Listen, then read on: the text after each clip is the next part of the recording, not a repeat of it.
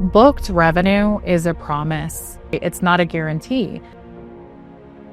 Almost every single time you have a dispute problem, you have an exceptions problem, or you have a process and policy problem. We got the forecast locked in to about 98% accuracy. Always start with insights over noise. Welcome to Heroes of AI, powered by Growfin, a thought leadership series that spotlights the unsung champions and their transformational contributions in solving some of the biggest problems in the accounts receivable space. I'm your host, Pradyut Hande, and on this episode, we feature Sarah McCauley, founder of Effitech Solutions and the original revenue storyteller. We're going to dial it back a little further. We dive deep, and now we're just going to zoom out a little further. Okay. Right. We talked about tech, we talked about automation, we talked about agentic AI and the complexities that behavioral differences in different customers brings to the table for any organization handling volumes and velocity of just collecting payments and realizing cash inflow. Cash is essentially oxygen for any business. A kid in grade 1 could tell you that, probably even younger, right? But usually we've seen that at an organizational level, what happens is that, payments will get delayed, right? That's just par for the course. You'll never be able to collect optimally at the right time always. So this also leads to a lot of mismanaged or unplanned working capital actions, which also raises the cost of borrowing. Why do you think there is this, disconnect between booked revenue and realized collections? Oh, you're getting into one of my favorite areas here, but and I want to say that cash is oxygen, right? Like it is oxygen to any business, and I feel like most companies are operating in this space of holding their breath, right? Which is a very scary thing to do because booked revenue is a promise. Right. That's what it is. It's a commitment. It's a promise, right? It's not a guarantee. And so ultimately, think of it this way. Your accounts receivable team doesn't create the problem, right? So when cash is delayed, it's not because of your accounts receivable team. It's often because of something that occurred way upstream that they have no control over, right? So this is one of those things that I think, again, might be one of those old way of doing things that I didn't mention before, but I think it really is important to call out because a booking is a booking and the revenue is wonderful and we need the sale to run the business. There's no gray area there. That's the reality of it. And your accounts receivable team is a support to your sales team, right? And that's what they are. They are a support because your accounts receivable team didn't work with the customer for 3 months. They didn't create the quote. They didn't make the commitments. They didn't do any of those things, right? So all they're doing is inheriting the functions that all the upstream teams performed in order to have that relationship with the customer and ensure that your money comes in. And so I think that's one of the things for me, that's one of the larger kind of misunderstandings about accounts receivable. And so often you'll hear we have a collections problem. Very rarely does any company have a collections problem. Almost every single time you have a dispute problem, you have an exceptions problem, or you have a process and policy problem. And when you create exceptions to your policy, now you're in a position where you are going outside of how your business was set up to operate, right? So when you have an exception, be prepared for a dispute, right? And that's just the reality of the situation. You're creating opportunity for cash flow delays. And that's why one of those things I get into with a lot of the companies and clients that I work with around understanding that those disputes are not a result of something your accounts receivable team did. It's a result of something that we did further back Right.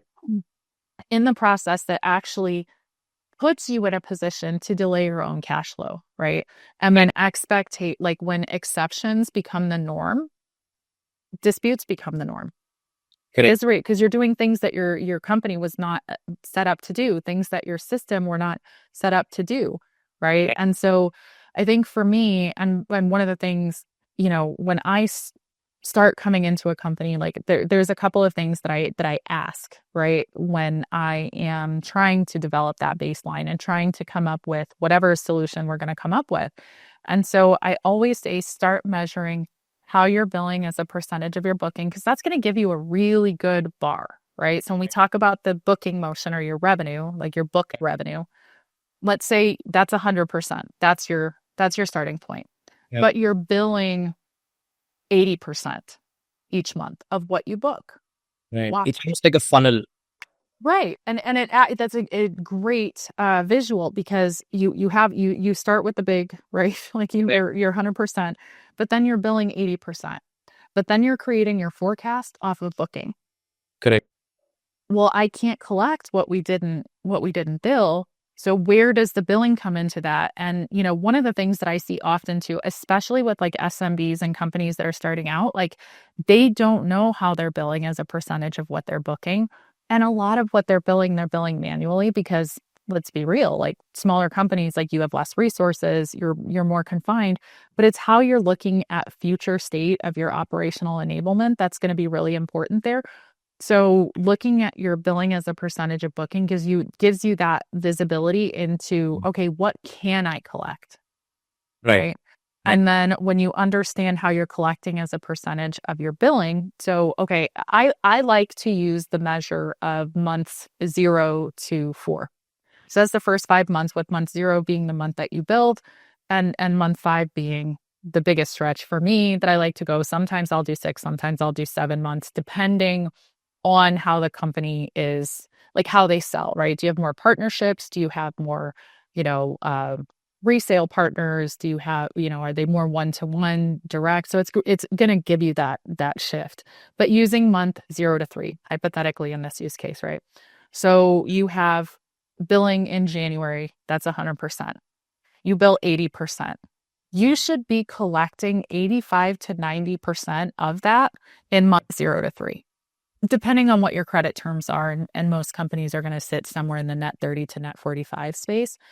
But if you don't know that you're only ever going to collect 85% and you're projecting for 100 and you only build 80, you're already in a deficit of your cash, right? And so this is why I love booked revenue. Everybody loves booked revenue. But to really understand your cash flow and cash flow delays and all of these things, you really need to understand, what am I billing? How am I collecting? Right? Those things are two really critical for me. So you want to get the whole picture so you can understand what's working and what's not. Because this billing 80% may be perfectly acceptable for your business because you have multi-year deals. Right. You have quarterly billing, right? There's all kinds of scenarios that fall into play. This have to models, right? Right. And so if 80% is your measure, and I can only ever forecast off of that 80%, you may have ebbs and flows, of course. You may have 90% one month, but we're talking in averages now. And so that's how I really like to get people to look at it, because it's something that I see often at a lot of companies where you come in and I'm like, okay, well, do we have a billing forecast? Mm-hmm. Do we have a booking forecast? Okay, we have a booking forecast. Do we bill upfront and annually everything? If you do, great. Use your booked revenue, right? But if you're not billing all of it, and let's be real, when we talk about manual billing, and especially for like SMBs, which are most of the companies that I support in my consulting business. And so that's really the first kind of toggle where it's like that aha moment of, oh, I don't know that. And ultimately, you want to allow companies the opportunity to use their funding for fun stuff, right? And you want to use your cash. Right. Yeah. And you want to use your cash for operations. Right. So understanding how you're collecting is super important to that, and not just, cash conversion cycle, right? How fast, what's our DSO, what's our, DPO. You really want to understand the behavior. Again, I went the long way, but I guess I look at it in a very, very simple sense. I say, like, booked revenue is the handshake. It's like your promise. And then cash is where you close the loop. And if you don't understand what's happening from that handshake to that cash, you're kind of flying blind. Right. And I don't want companies to do that. I want them to have visibility. I want it to be a very predictable space, and, understand why you're only billing 80%. Totally with you on the same page. If only more companies actually and finance leaders were able to, turn this thought into action, because on the surface it just sounds so intuitive, like this is what they need to be doing. But turning that intelligence into action, given the number of complexities that organizations and enterprise teams deal with, I think that's where the biggest challenges lie.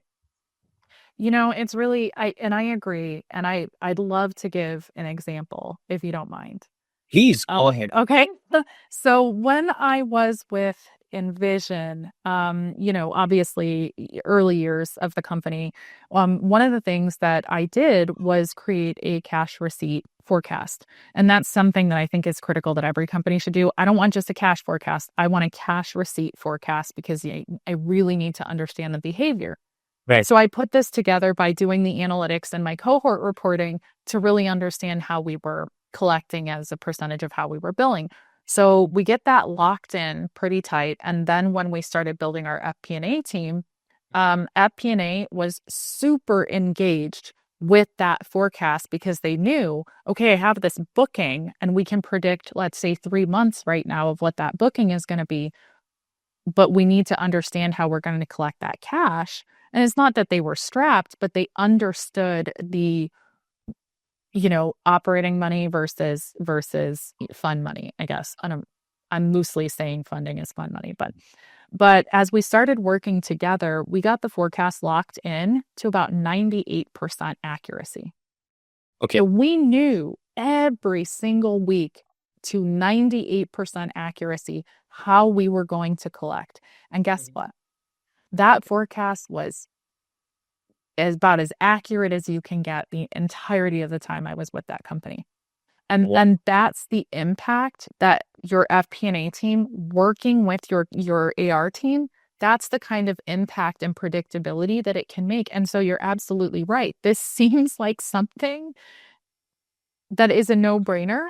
Right. So why are we not doing more of that? Right. And so that's really my aim in my business and what I do. And, the content that I put out on LinkedIn is, how do you make that so visible, Right. that companies are like, I can't ignore that, because it does all of this. And imagine if you could have a forecast that was 98% accurate. I'd feel pretty confident about that if it was on repeat and I didn't have to worry about it. I'd feel pretty good about it. Well, I'm sure like we would too as well at our, because I think, like a lot of us are trying to chase the same goal. And I think if more folks sit up, take notice and take action, I think that can be something that can be definitely addressed scalably and sustainably. Right. Cool. We've covered a lot of ground, Sarah. We've covered a lot of ground this conversation.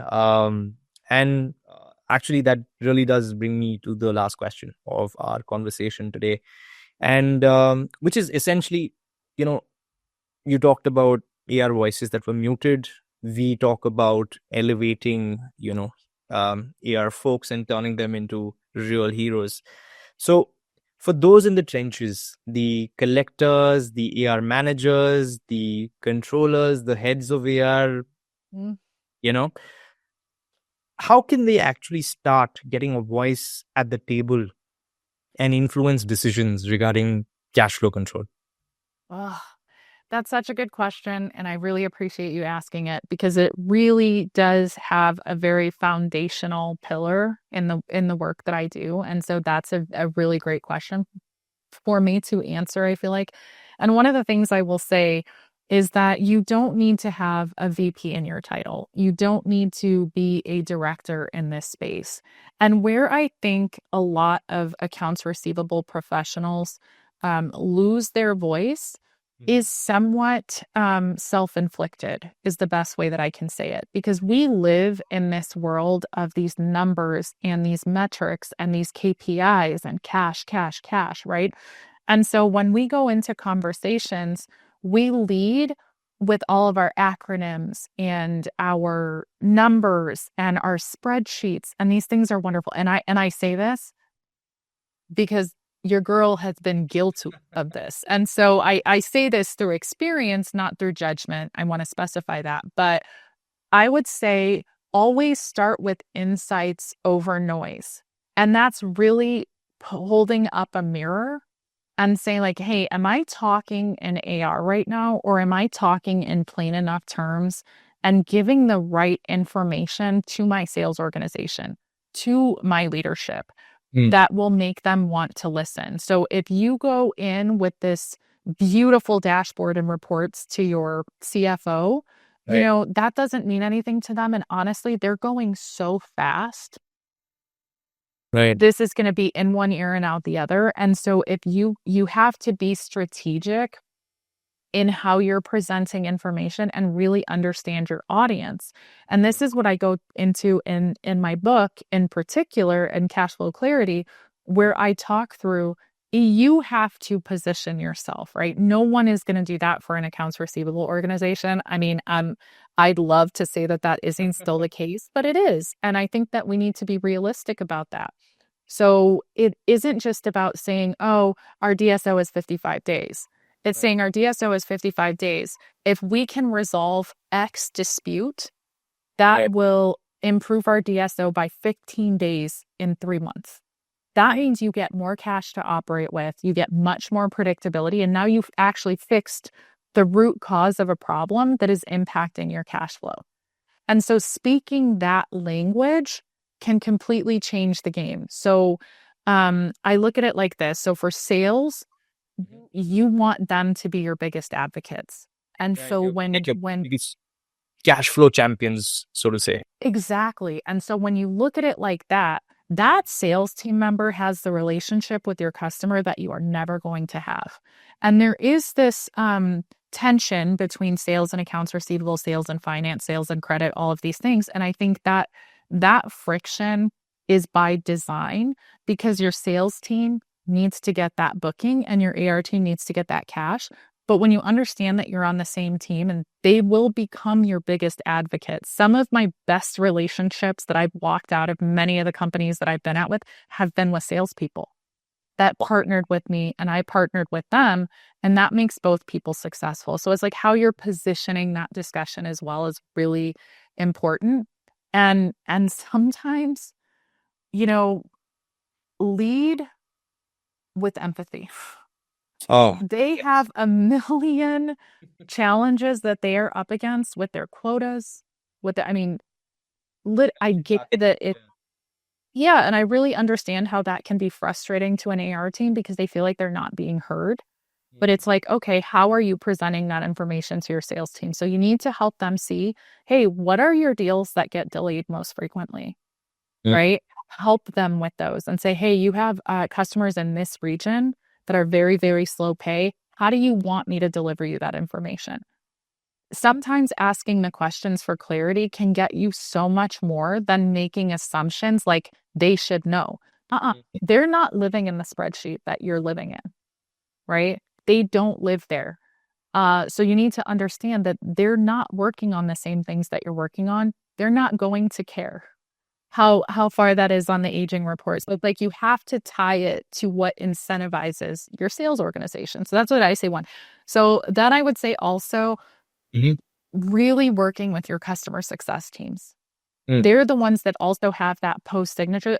Again, they're dealing with a lot themselves, but I think if you help them connect the data between your accounts receivable and potential churn, that can completely change the scope because that's what they're incentivized on, right? That renewal, right? That renewal and expansion. And if you can help them see that picture more clear, they're going to be much more open when a customer tells them, hey, I'm having a bit of financial trouble. They're not going to feel like they have to keep that information to themselves. They're going to go to your AR manager and be like, hey, Sarah, FYI, we might want to keep an eye on this one. And then you start getting that continuous feedback loop that often doesn't exist, right? Right. And then I would say for like your leadership, we go into back to saying like, don't just say, hey, DSO spiked. Right. Give them the context of how that is impacting the financial strategy of the company, and then translate AR into business objectives. So also understanding like what are the drivers in your company, right? So what are the OKRs, and then tie those outcomes in your receivables to those OKRs, because those are going to be the things that your leadership is paying attention to. They don't care about that aging until it impacts cash so much that now we have to pinch, right? And so I think for me, if you work in AR, you already see what's happening. You already have that information. We need to do a better job of how we're communicating that information to the organization in a way that is consumable to them. And I think that's where we get stuck a lot of the time, is really in the spreadsheets, in the aging file, in the bad debt, in all of these spaces. And when you go into conversation pointing all those things out, I'd almost bet you can guarantee eyes are going to glaze over. It's going to sound like a lot of really good information, but people are not going to know what to do with it. So it isn't just about pointing out the AR information. It's about translating it into something that they can do something with. And again, while that seems like upfront pain, it is, but it's also going to elevate not only... It's an opportunity. It's an opportunity. It's an opportunity, right? Like this is where we say every challenge is an opportunity. This is one of those spaces where that's really, really true. Like it is a challenge, but it is an opportunity. And I will say, the second that you do that and create space for that value, you'll be amazed at what can come out of that and how other departments in the organization start to partner with you. It's a huge impact, and you have so much information that's right at your fingertips. Almost every AR professional that I have talked to or tapped on the shoulder on LinkedIn or worked with in my career, they have so much information that they don't even realize. Right. They can literally say on a gold mine. Yeah, and they can literally say, oh, retail, yeah, those customers on average pay us 45 days late. And they can pull that off the top of their head like that. And it's wild, but their voices don't get elevated because they're too busy answering 5,000 emails, 200 tickets, posting, 600 cash receipts. And, Right. but they literally can pull this information, it seems like out of thin air, and it's amazing. And they can do it across multiple industries, market segments, regions, territories. Right. Like they're amazing. And, we really want their voices to be heard, but it really comes down to like training and practice, to your point about how do we get those voices elevated in a really meaningful way. And I think ultimately that's going to come down to how we present the information. And I know it seems like such a pain, but that is true. But that's how I ended up progressing in my career, was adding value in spaces that were beyond the spreadsheets.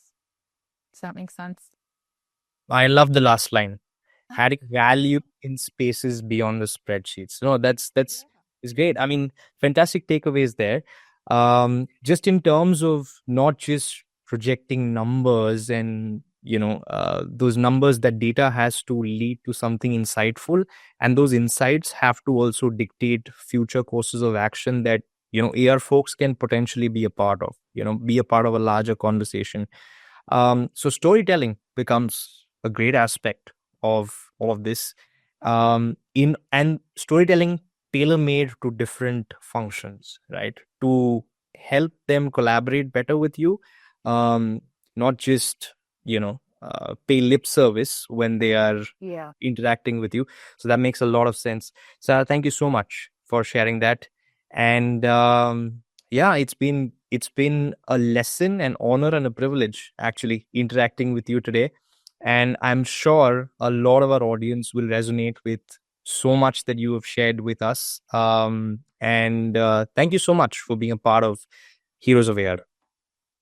Well, I'd love to extend that thank you back to you, Pradyut, and the Growfin team. And I really want to say that I could not think of a better time for Heroes of AR to come into the market and really help elevate these voices, not just for business, but to give space for AR professionals to see how their work truly impacts the market and truly impacts how these tools are coming to market and how they're leveraging AI and agentic AI and LLMs and creating such a wonderful space for AR professionals. Because I can tell you one thing, this certainly did not exist 20 years ago.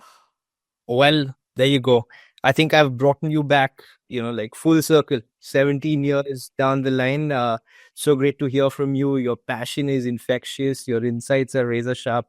So yeah, I think from our end, from your end, all I want to say to the AR folks out there is keep fighting the good fight, and your voices will be heard, and technology will enable you to do things that manual labor simply can't.